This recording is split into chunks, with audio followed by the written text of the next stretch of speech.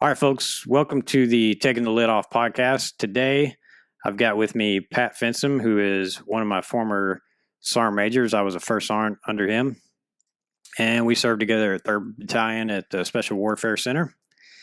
And we're going to talk a little bit about some of the lessons we learned there today and get some good info out of it. Pat's a guy I really enjoyed serving under him. Very insightful. We had a lot of good times there, learned a lot. And one of those guys that you want to keep connected with and everything. So, Pat, if you would, just tell us a little bit about yourself. Sure. Well, first of all, let me start off, Chad. Appreciate you having me on. It's good to connect with you again. I retired 2 years ago. I served 31 years in the Army. Spent 26 of those years in Special Forces, and had a great run. 31 years. When I mention that to folks, they often say, wow, that's a long time. And I say, not really. It went by so quick. I had so many great experiences, good people. Got to serve in combat, got to be an instructor, spent time on teams, went through the highs and lows of any career. And again, through it all, just met some wonderful people. That's me in a nutshell. Yeah, So if you can't, I'm going to talk a little bit about you here, Pat. So if you can't pick up on Pat's demeanor, this is Pat's demeanor pretty steadily. He's pretty even keeled. And so some of you out there may be used to SAR majors that scream, yell, that kind of thing. Pat is not that SAR major, but he can be very even keeled and very low tone with you and make you feel like a dirtbag because he will verbally beat you down. So that's what and that's my kind of guy. Actually, I really enjoy that. That works very well with me. But so 3rd Battalion. So 3rd Battalion at the Special Warfare Center is the battalion that trains the Special Operations Civil Affairs soldiers and the reserve soldiers as well. Right. You got selected. Was that your first command, or is that your first command sergeant major position? It was my first command sergeant major billet as a command sergeant major. I did about 7 months of command sergeant major work as a staff sergeant major when I was in the 3rd Special Forces Group. The battalion had deployed. I was the senior sergeant major in the battalion, minus the command sergeant major. So I did both the company sergeant major role and did the battalion CSM role. And it was probably at that point I decided, given the opportunity, I may compete for CSM in the future.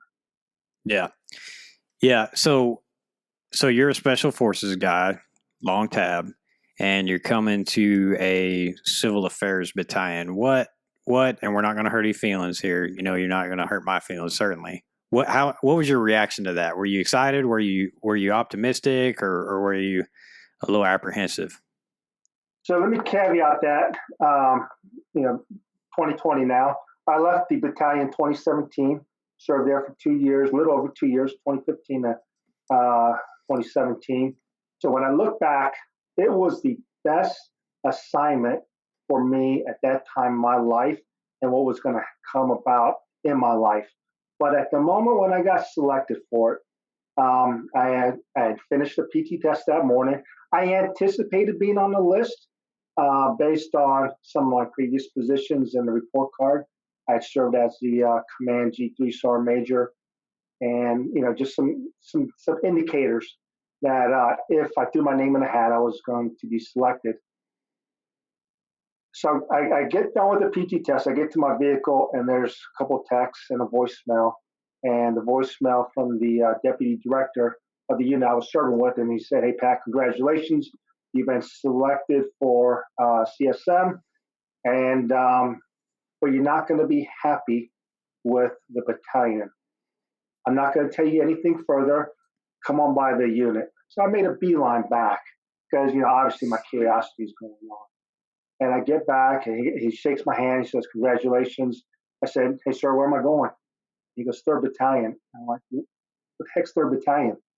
I was familiar with 2nd Battalion, the SF battalions within SWIC.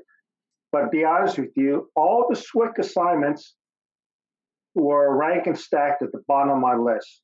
So for a command sergeant major or the CSL list, you get to rank and stack, those available positions.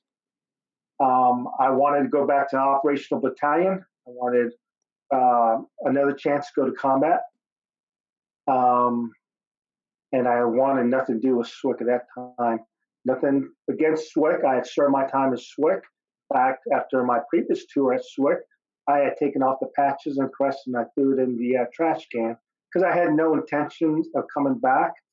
So it was a double whammy. First, I didn't know what 3rd Battalion was, and I didn't want to go back to SWIC. So I did a little research. And, by the way, when I spoke to the deputy director, he said, hey, the regimental CSM says he doesn't want to see you for 3 days. I said, why is that? Because he's the first one I wanted to speak with. I wanted to say, hey, how did this happen? Because, all the indicators prior to that was you go into the operations battalion. You're the number one choice for operations battalion. I'm like, great. And I said, so why does he want to see me for 3 days? He goes, well, he's afraid you're going to come up there and kick his ass. All right, fair enough. So I waited 3 days and I sent an email up to CSM. I said, Brian, I'd like to come and talk to you. And I said, how did I get 3rd Battalion? Just be honest with me. Did I piss somebody off? Am I not the guy? I'm okay. I'm a grown man at this stage of life. Just tell me. And, he gave me some response. So I think it was several weeks I thought about this and I did some research. I had guys on my team previously that went to civil affairs, had a phenomenal time. I didn't want to go to civil affairs, 3rd Battalion. It really rubbed me wrong going back to SWIC. But there was a lot of good things. I was going through some issues in my personal life. So I was going to be able to spend time with my kids. My kids were going to be older, be in high school football. So I started looking at the positives. And so I said, I'm going to do this. And every assignment I've had, I don't think I've ever had a bad assignment, to be honest with you. And so I looked at this as a challenge. And I have worked with civil affairs soldiers and PSYOP soldiers. I was at the NCO Academy, phenomenal guys and gals. So there was that aspect I was looking forward to.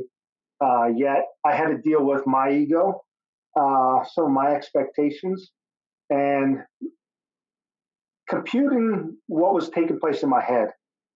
Here I was told, you're the guy we want for Operational Battalion. And, I don't care what those folks out there say, they have influence on the CSL. Okay. So, Yeah. so they try to tell me, well, this board sat on it. I sat on boards before, talk to me as a grown man. Anyway, so I go down to 3rd Battalion. I started making my way towards 3rd Battalion. I wasn't going to take over till January. Started engaging the outgoing CSM and went to him first. Said, hey, I want to start dealing with first sergeants. So to answer your question, long answer, I was not excited at first, but it was the best assignment.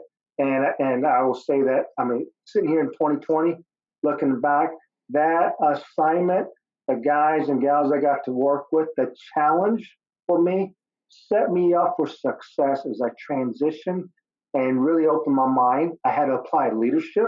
I had to reapply and rethink those leadership concepts. And it took me out of my comfort zone, which was key.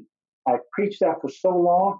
And I remember looking at myself in the mirror one day and said, all that stuff you've been preaching about, it's your turn to go step back into it. I had to get out of my comfort zone. SF was my comfort zone. And like I stated earlier, I had done the battalion CSM job. I was wanting more. Going to, combat, that was my comfort zone. Being around ODAs, my comfort zone. Being around civil affairs took me out of my comfort zone and it challenged me. So that was a good thing. Yeah.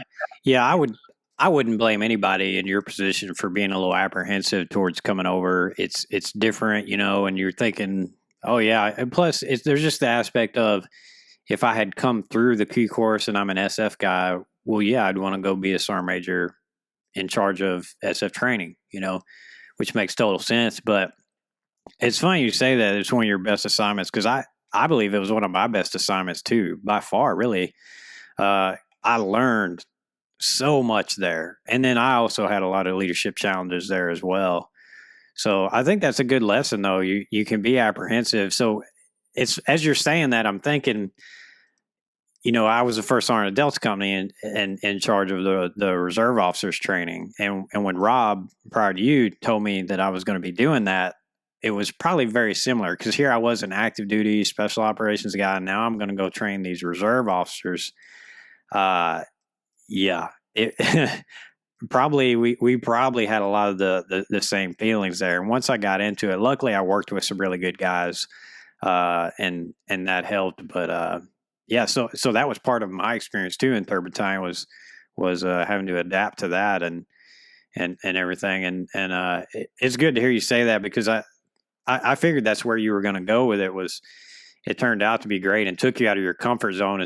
When I made our little outline and I was talking about, what were your challenges, I figured it would be something that you would enjoy taking you out of your comfort zone.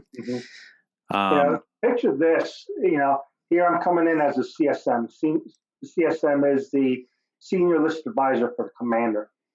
And, I had been around CA guys. I had looked at some of their manuals. But I didn't know their career model. I didn't know anything about their assessment selection, their Q course, what their assignments were like. I didn't even know how the battalions were divided geographically. So coming in as a senior enlisted advisor, but not knowing anything about the civil affairs, career path, I had to humble myself and learn from you guys. I had to ask the questions. I had to do the studying. And I had to look at what is it that I can offer to you guys and to the battalion. So it made me focus on leadership through holding people accountable, leadership through engagement, communication, physical fitness, and just bringing that model that I was accustomed to, that I had seen guys, model as I was coming up the ranks, and take that element. And all that came together, some of my thoughts and visions, how I interacted with guys, some of the things that I particularly didn't care for. People got to know me. And then I got to engage you guys and I was learning about you guys. So it was perfect. We were working together. And so that was huge. Yeah. So you came in and you did workouts with everybody, right? Yeah. So new sergeant major comes to the battalion, and I've got a particular story about this, but new sergeant major comes to the battalion and has demonstrated himself to be a PT guy and starts doing workouts with different sections and whatnot. And so you rolled through and it came time to work out with the first, or, let me back up a second. So what was I'm pretty sure I know, but I want people to hear, what was your mindset in coming right in and doing workouts with the different sections? Well, it's one thing I enjoy. I often looked at how team building, camaraderie, or esprit de corps is formed during those times we come together. We sweat together, we break bread together, we roll our sleeves up together. Those are quality times for leaders and subordinates to interact and engage. So that was one of the things on my plan coming in I was going to do. I also like to get dirty, and I don't like the standard Army PT. I don't ever recall us doing the extended left. I don't know last time I ever did that. Probably some school when I was in E4. I'm not big on uniform. Let's just get out there, get sweaty, get ugly, and have fun. And but I also looked at some units that the leadership did PT with their guys on a regular basis, and how tight-knit that unit was, and how the guys respected the leadership. And so, I'm not a guy that because I hold a rank, you will respect me. Now, you know what? Maybe that's the book answer. Maybe some people think that. I've got to come in and earn your respect. I've got to earn your trust. And how do we do that? By engaging, by showing you guys that I'm willing to get dirty with you. And so that was the idea.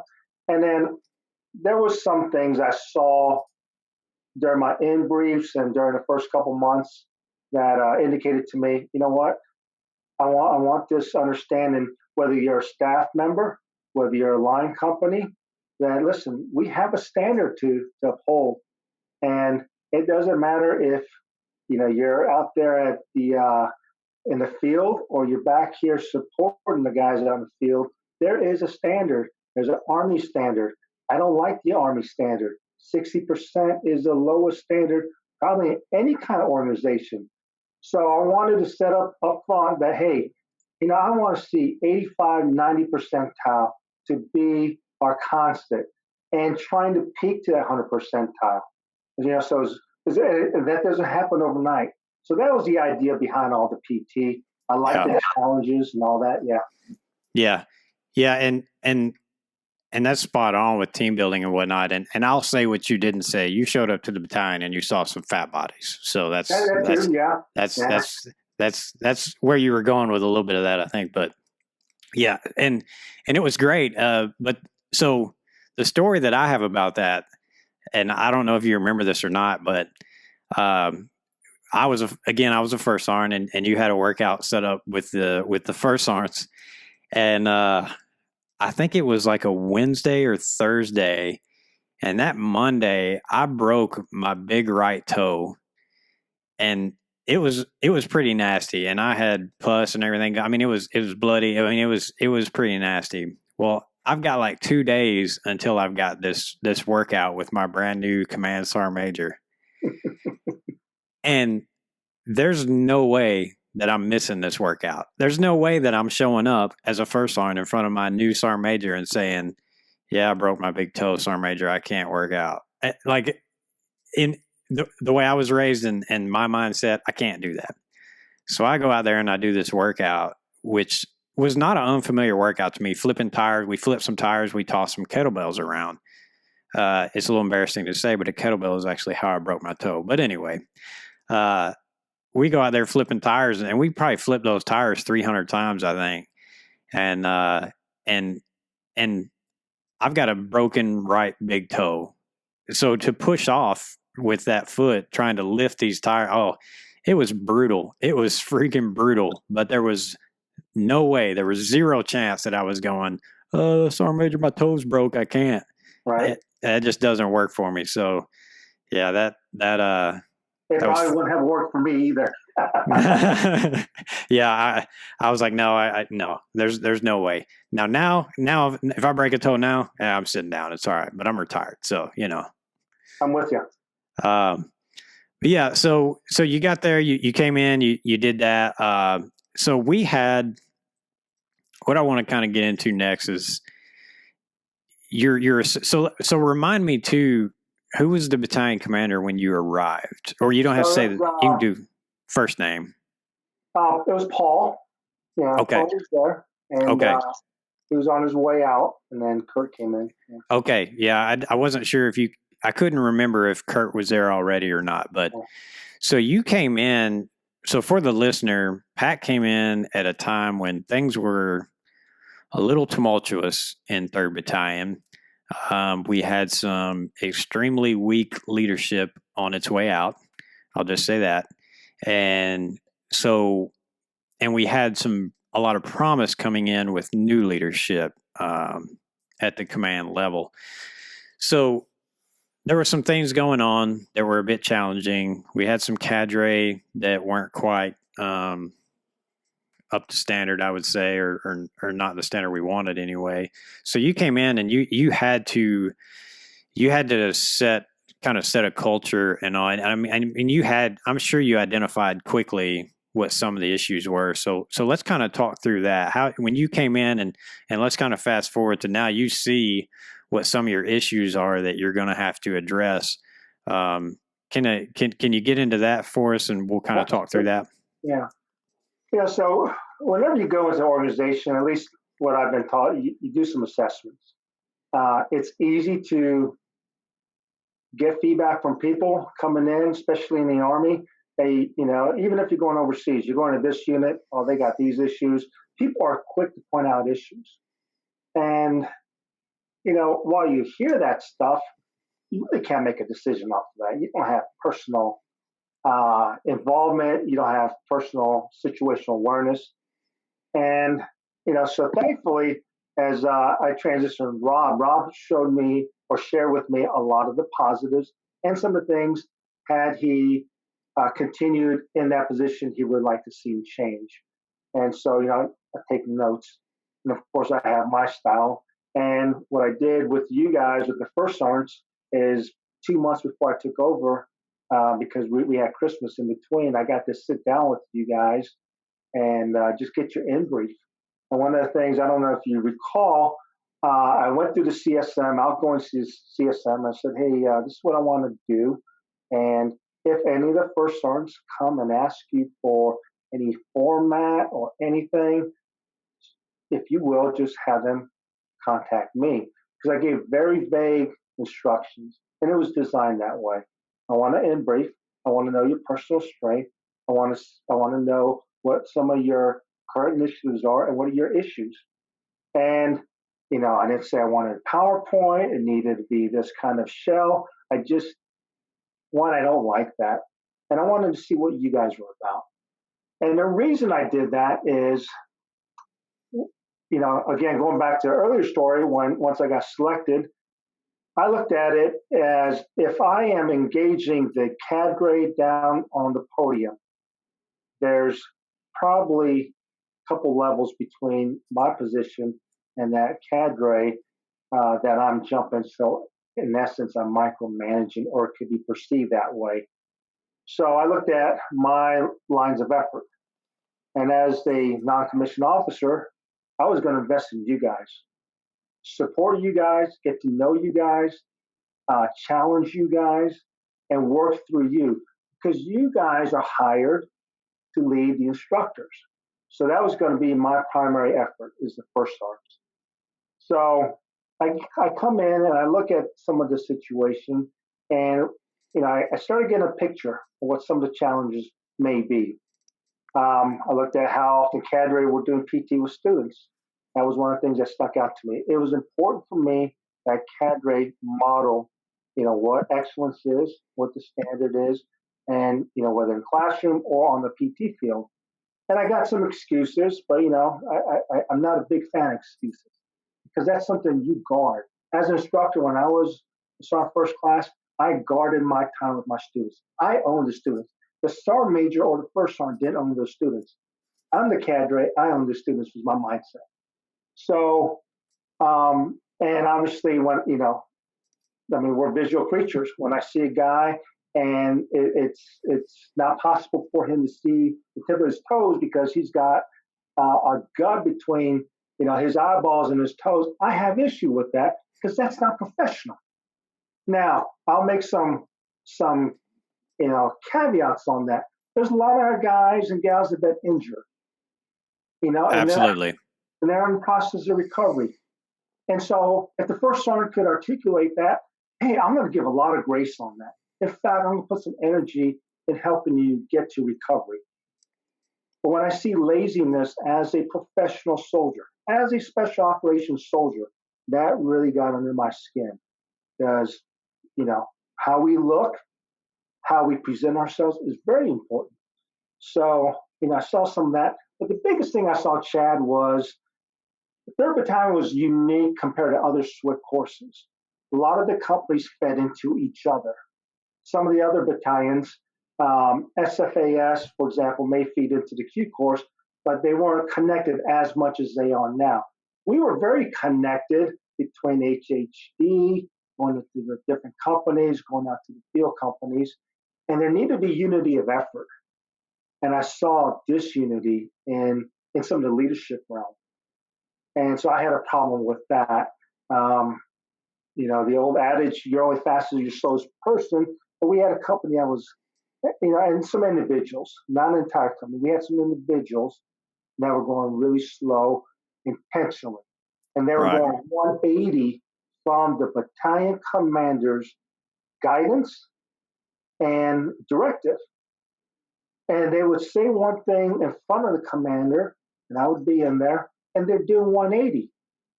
So you go back to the values, integrity, You know, when they weren't doing that, I had issue with that. So there was some folks that started to come up on my radar regularly, and so you're going to challenge me at this point to make a decision, and I welcome this challenge because that's my job. Ultimately, I'm looking at representing the battalion and getting the best guys and gals in those positions. And if you're not on board, then we got a decision to make. So we had to make some decisions. Yeah. Right. Yeah. And kind of a little history on that for the listener is what Pat's talking about. It wasn't just one single company that only had issues. There was issues across other companies as well. But to sum it up, we had one company that basically for the longest time, if you came to the battalion and you probably didn't need to be on the podium as an instructor presenting, you went to that particular company because they weren't podium instructors. And I didn't always agree with that, because let's be honest, you end up with a company full of people that aren't holding the standard of what we should all hold the standard in an instructional battalion of is we should all be able to be, you're all professional anyway. But basically what I'm getting at there is we had one company that had several folks that were kind of pushed to the side there for certain reasons. And then the commander one of the commanders we had prior, basically, and I'm going to get into this in another podcast with my good friend Mark Finnegan, but he created a lot of challenges, I'll say that, through not being decisive and whatnot, and kind of led those guys down the path of what you, Pat, ended up having to deal with. It all started back prior to you getting there with some bad leadership guidance, but also we had some personalities that it didn't matter who's in charge. They were going to do some stuff that was going to challenge anybody above them. But what you're saying there, so kind of a takeaway there is what we've been talking about right here is you took over the battalion, you settled in, you gave your mentoring, you put out your guidance. So you gave out your, I guess not commander's intent, but sergeant major's intent to your first sergeants, allowed them to do work. And you didn't come in and just immediately try to change anything. You observed, you watched, and you let things float to the surface and figured out what was really going on versus what you heard. And I think there's a good lesson there. You can back me up on this, but I think there's a good lesson there in not coming in and being that person that wants to come in and just change stuff. Because we had people in 3rd Battalion do that, and it was a problem. And I think that's a good, valuable lesson. Come in, observe, and then try to reorient things and fit your culture. Do you say that's kind of the summary, kind of what we've been talking about? Sure, absolutely. Being in the Army 31 years, there's probably about 28 years at that point. I'd been on the receiving end of changes. And there's some folks that just have a hard time dealing with changes. Changes aren't bad, but when you get a new leader in and immediately start slicing away and all that, it could be a challenge for everybody involved, the staff, the folks, in the companies, guys on teams, to really level those bubbles, And so I didn't want to come in making drastic changes. That was never the intent. I wanted to give a good 3 months. And the reason I say 3 months is from the time I took over in January, first week of January, I had it marked on my calendar. It was going to be the culmination exercise. And so everything we did in that battalion worked towards culmination exercise and graduating a class. So by that point, I would have an opportunity to see facets of every company, to include even the AIT company at that point. So I got a good feel at that point where the folks that we could give some guidance and counsel and say, listen, this is standard, you need to steer this direction. Let me help you. There were folks like that. And I'm still in touch with a lot of those guys, and they're doing great. There was folks that, you know what, listen, your time is done. And so tomorrow morning, I don't want to see you in this battalion. And I sincerely mean that. Yeah. Yeah.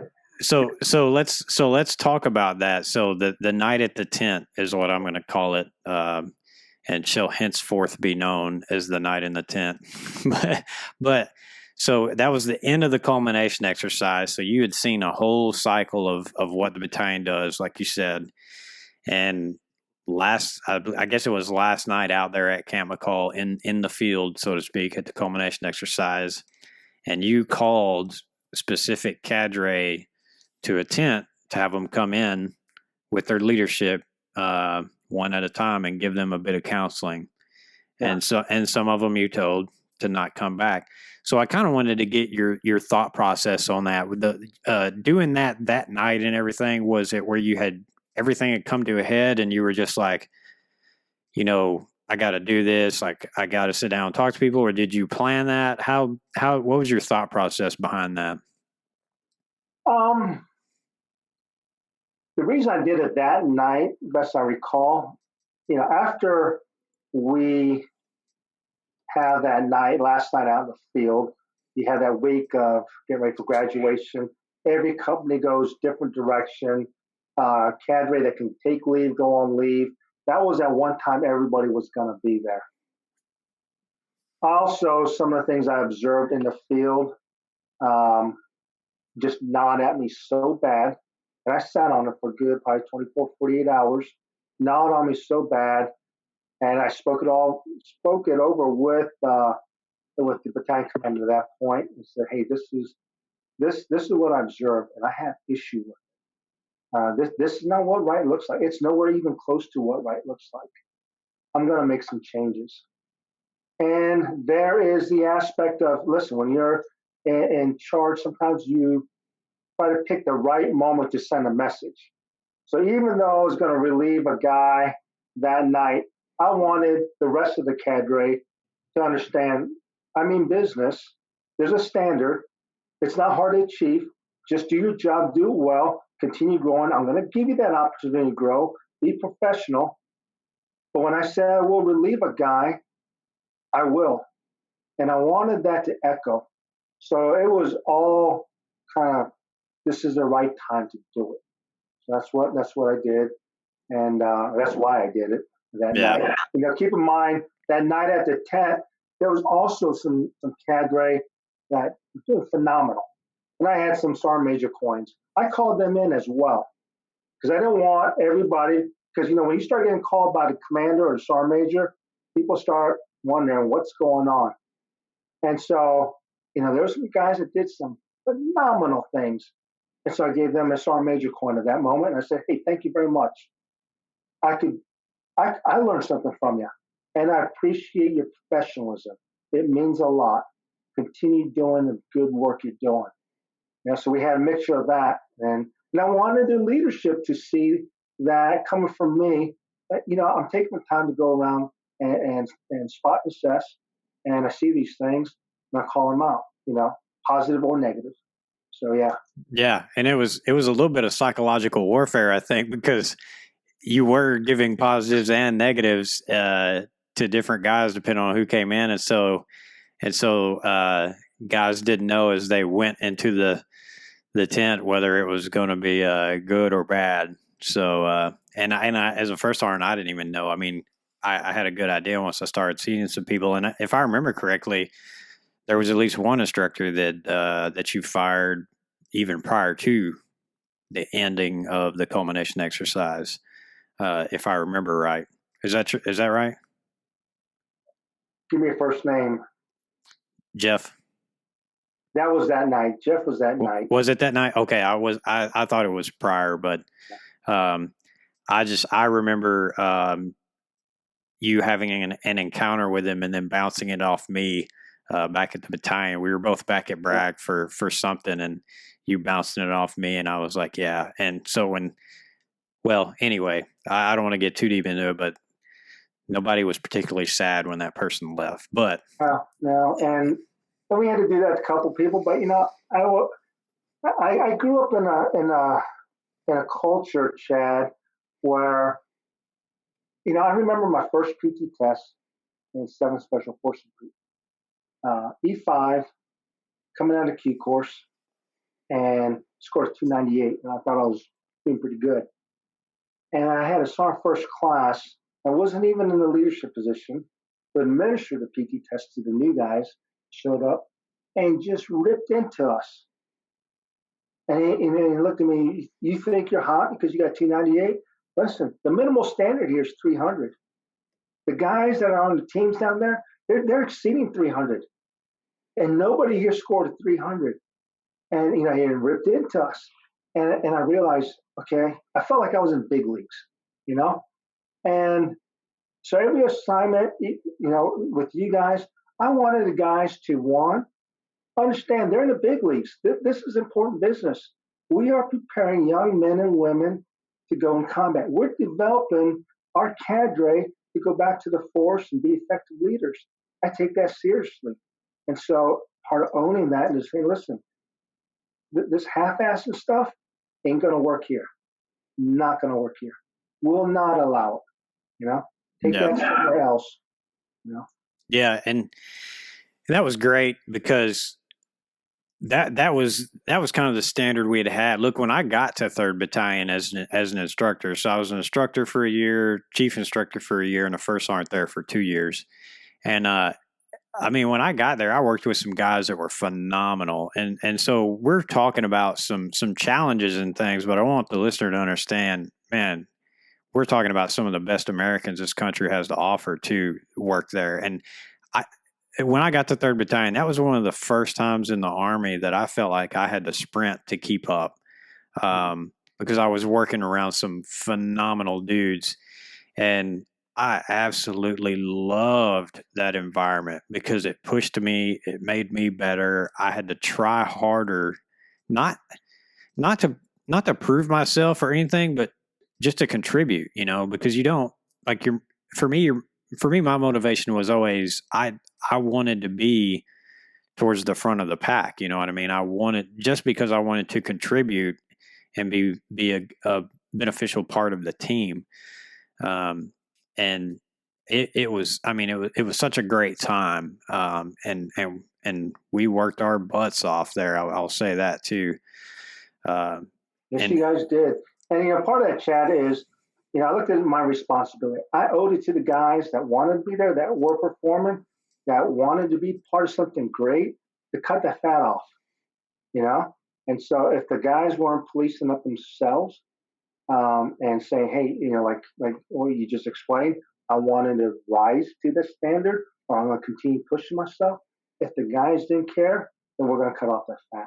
And I'm going to get guys in or gals in that want to be part of something great.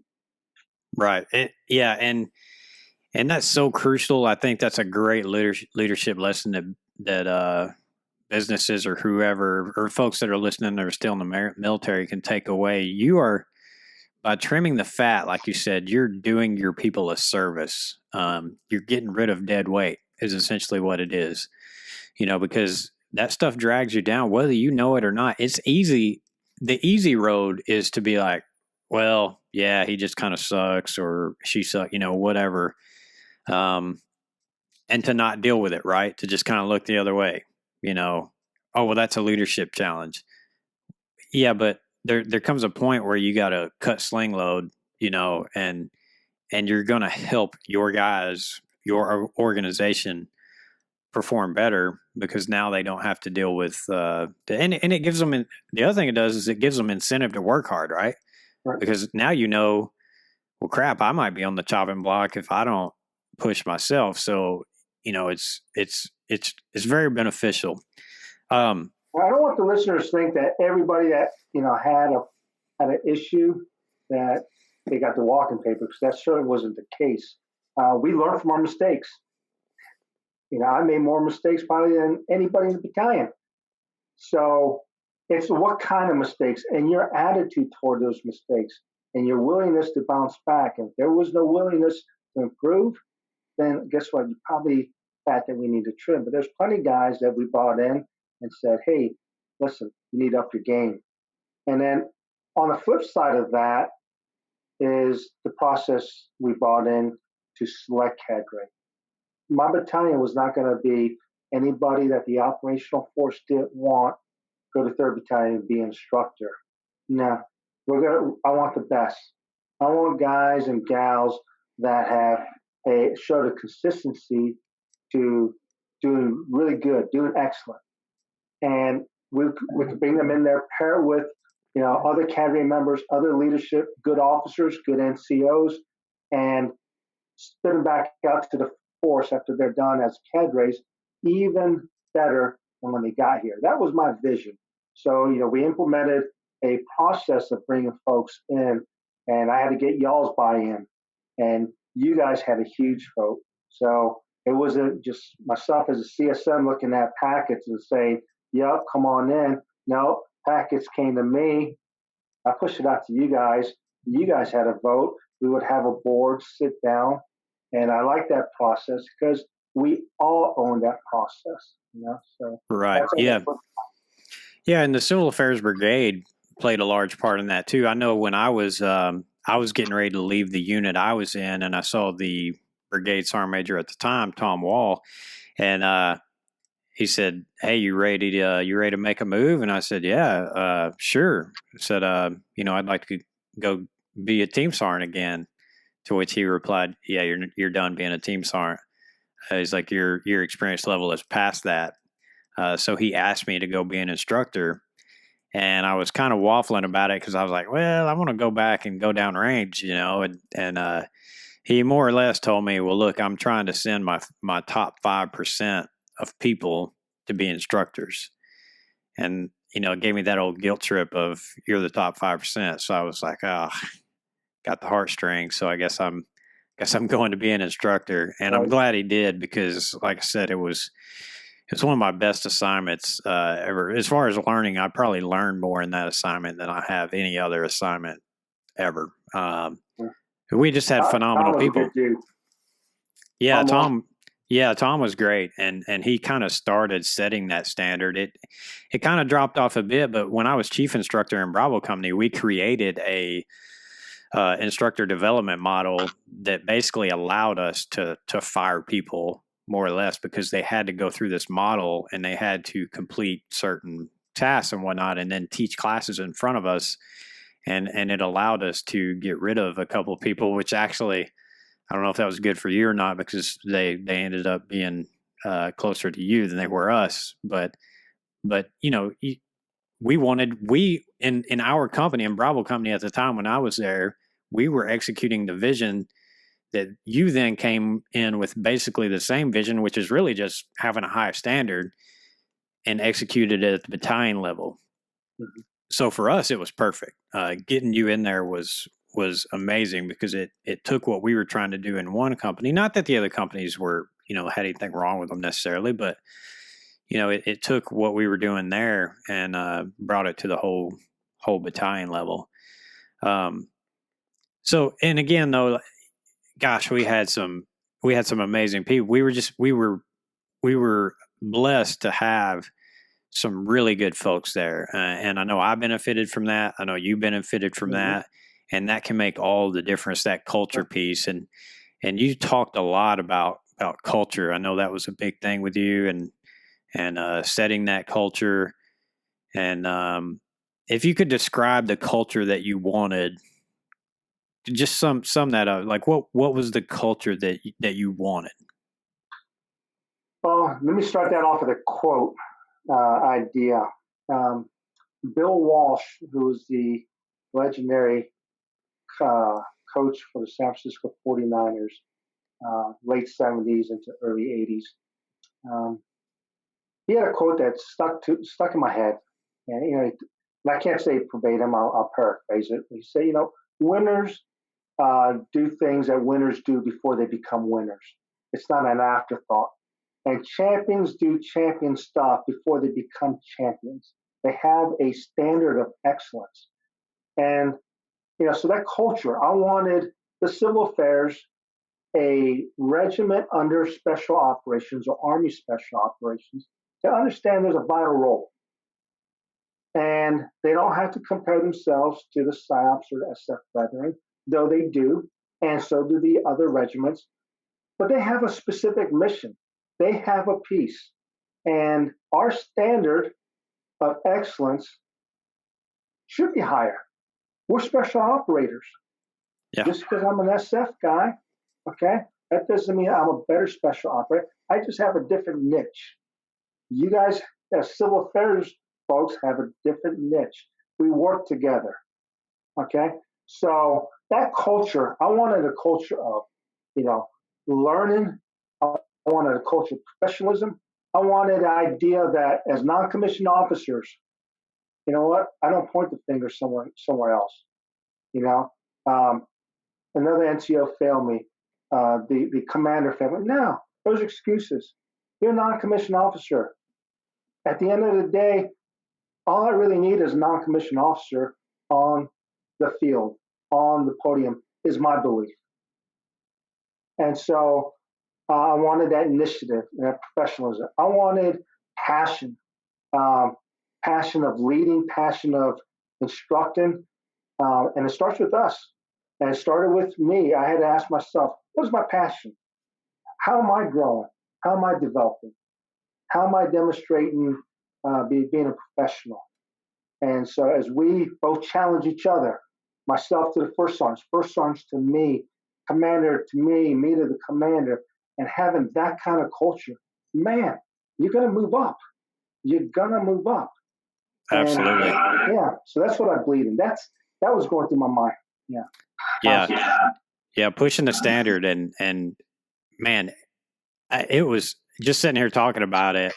It was so much fun. It wasn't easy, but it was a lot of fun. And in a way it was easy too, because we did have good people, but at the same time, it was so much fun to be in that environment, to be pushed, to challenge each other, to know that I've got a sergeant major that's what he wants. And oh, by the way, he's present too, Pat was a guy who was present and active. I've had sergeant majors before that just kind of held a seat, like they weren't real engaging. They took more of a stance of, I shouldn't see you unless you need me, kind of thing, or whatever. Which that has its place, but Pat, you were much more engaging with us, and in a good way. And that you don't want your sergeant major all in your business, but if you're handling your business. Now, if you're not handling your business, then the sergeant major needs to get in there and help out, to put it lightly. But I mean, it was in a way that helped us, pushed us, and it was all a good thing. So what we're coming close to an hour here. I want to kind of get towards the end here. So I'd like to get kind of some of your key takeaways, either positive or negative, from your time there in 3rd Battalion, and what and maybe stuff that helps you to this day. Sure. No, great. Key takeaways for me, and the reason I say my assignment 3rd Battalion was huge for me in my transition as I retired out of the Army. It took me out of my comfort zone, which is what I needed at that stage in my career. There's a lot of things, as an SF guy, that I found easy. It was challenging, but it wasn't so hard because we had so many repetitions of it. When I came to 3rd Battalion and having to learn y'all's professional development model, as an example, that took me out of my comfort zone. And so I had to apply a lot of things that I had been preaching for many years as a first sergeant myself, as a company sergeant major. And so I got reblued. And that rebluing process for myself helped me as I transitioned. Some of my positive takeaways, like you stated earlier, Chad, there's some tremendous people there. Just last week or over the weekend, I had a link up with Kurt, who was the battalion commander. I had a former student contact me via email last night. A couple of days ago, I was on the line with Craig. Earlier today, I was on Facebook messaging between, Chris and Ram and Juan and your replacement,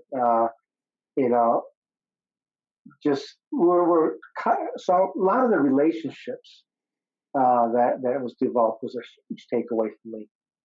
And, so that was huge on a professional level and a personal level. Another great takeaway for me was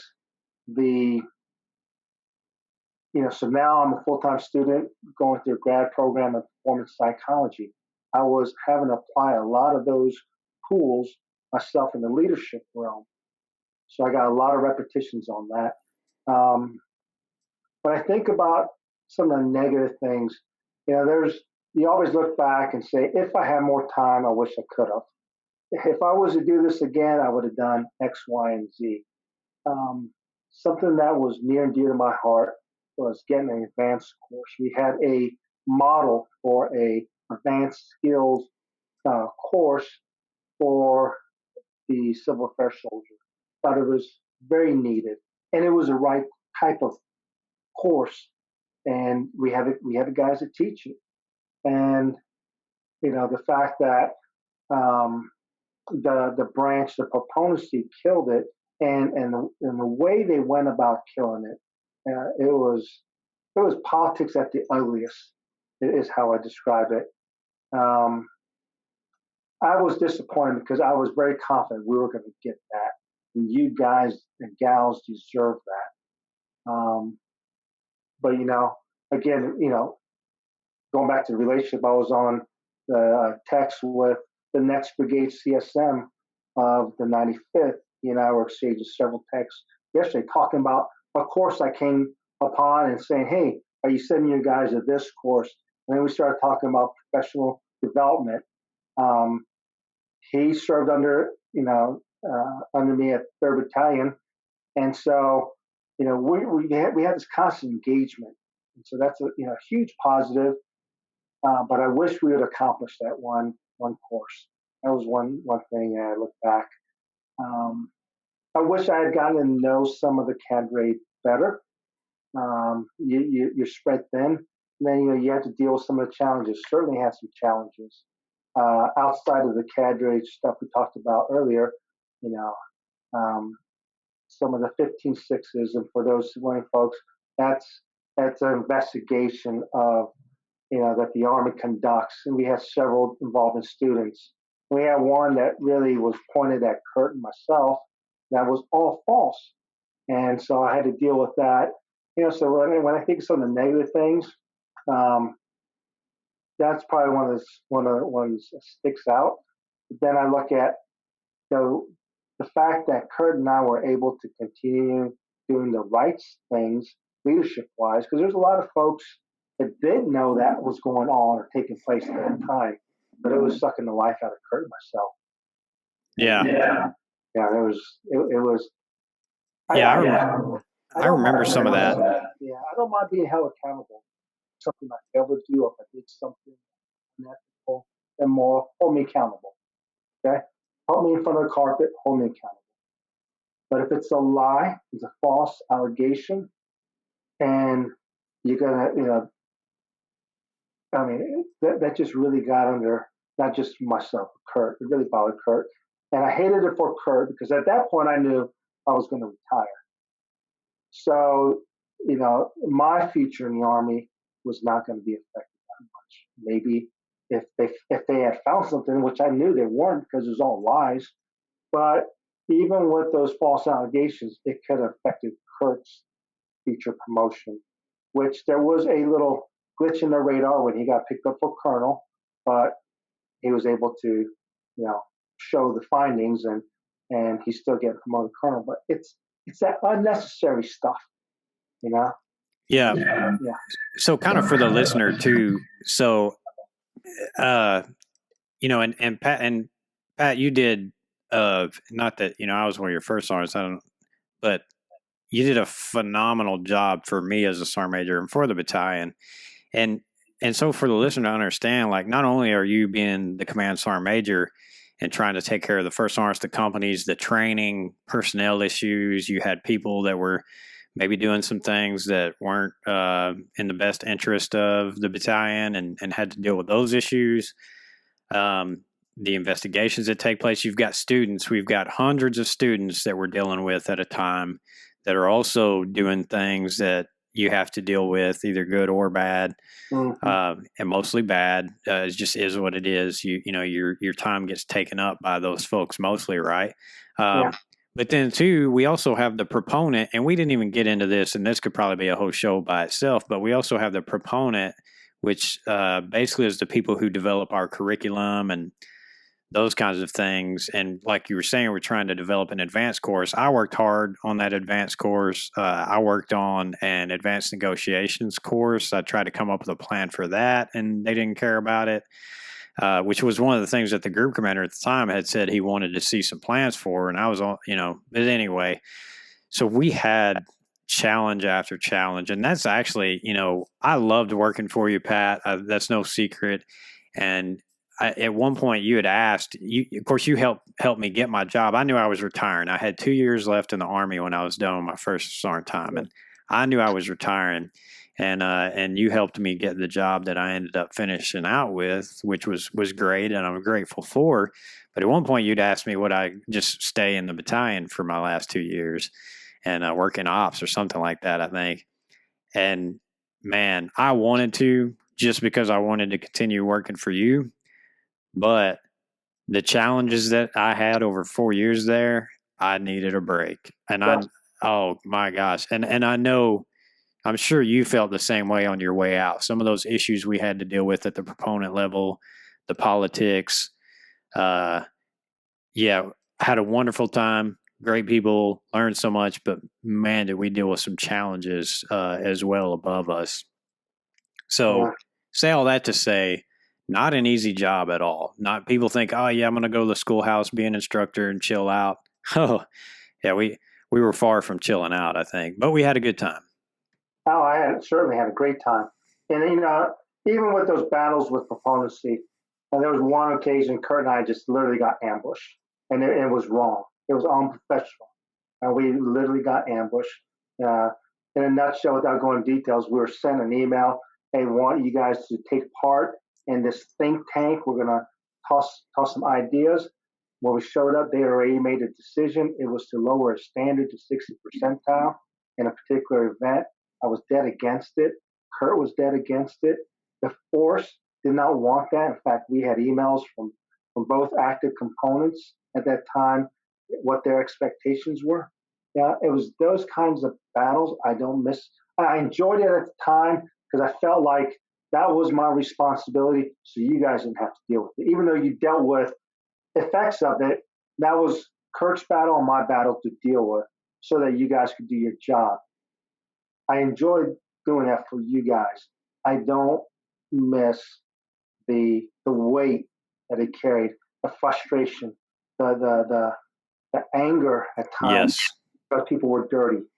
You know, hey, we're trying to be professional. We're trying to move this course along.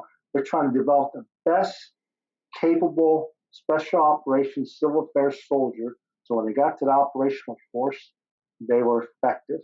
You know, the thing that always stuck in my head was, what can I do to help a soldier to be better, to raise their chances so that when they do their ultimate job in the combat theater, that they have the greatest chance of success. I don't want to see them come back in body bags. I was tired of seeing body bags. And so I felt we owed it to them. And to hear people, decision makers, pencil pushers, saying, no, you don't know best. My 4-year, 6-year degree, I know this is the best, you know, no. And then call me out on some things, saying we were doing some advanced special forces skills. Listen, I know what special forces skills are. I'm not having civil affairs do that. But guess what? They are doing. They're doing basic soldier skills, which we all do across the Army. Shoot, move, and communicate. That's not a special forces skill. That's a soldier skill. And yes, I am doing that. Here's the reason why. Because we're sending 4-man teams out. They're going into, you know, some areas that could be very, very compromising. Put them in a situation and we want to set them up for success. So if you're thinking that special force skills, you're wrong. It's a soldier skill, you know? Yeah. Yeah.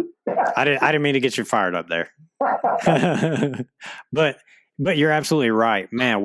And that was a lot of why I had to go. And to back you up, when Pat says these people were doing things unprofessionally, they absolutely did things unprofessionally on many occasions, and even well before you got there as well, Pat. I mean, I know you fell in and you were already being told, hey, these people are snakes in the grass or whatever. And they absolutely were. And if they were sitting in front of my face today, I would still tell them the exact same thing, because they did things that were unethical and unprofessional to try to hold us back. We were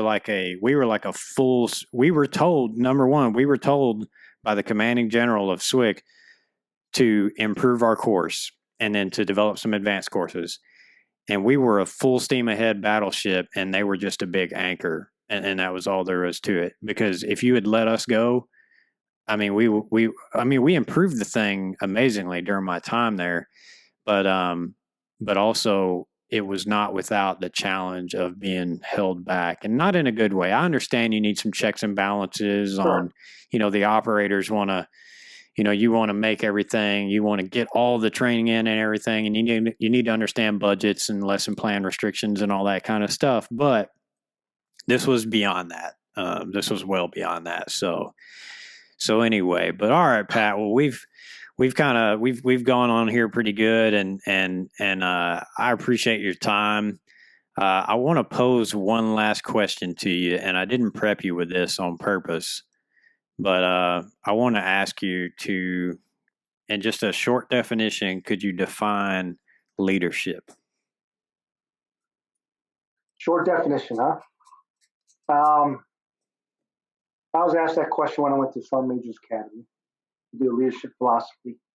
And being the kind of guy I am, I turned in a picture. I ended up having to do a philosophy afterwards, but initial submission was a picture. On that picture was a cart with a rope, and there's a guy sitting on the cart, and there's guys on the ropes pulling that cart. And there was a arrow to the guy sitting on the cart saying, not a leader. Same cart, same rope, picture below, guys pulling on the rope, except there's not a guy on top of that cart. There's a guy on the rope with the rest of the guys and said leader. I believe leadership is not a position, it's an action word. And so, you gotta set the example, and folks are seeing that example daily.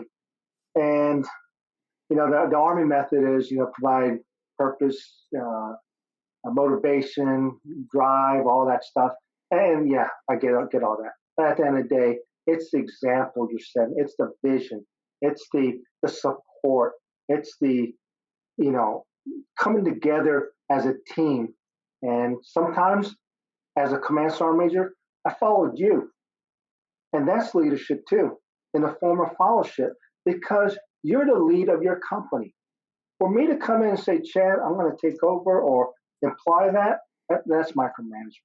I follow you. But there's a time that, yes, I'm no kid in charge, and you guys knew that.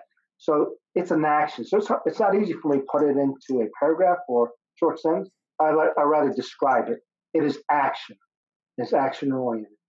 Yeah. I just wanted to ambush you with that a little bit, but I'm trying to take, on the podcast, I'm trying to take some of the people that I'm really focusing on leadership with and ask them that question.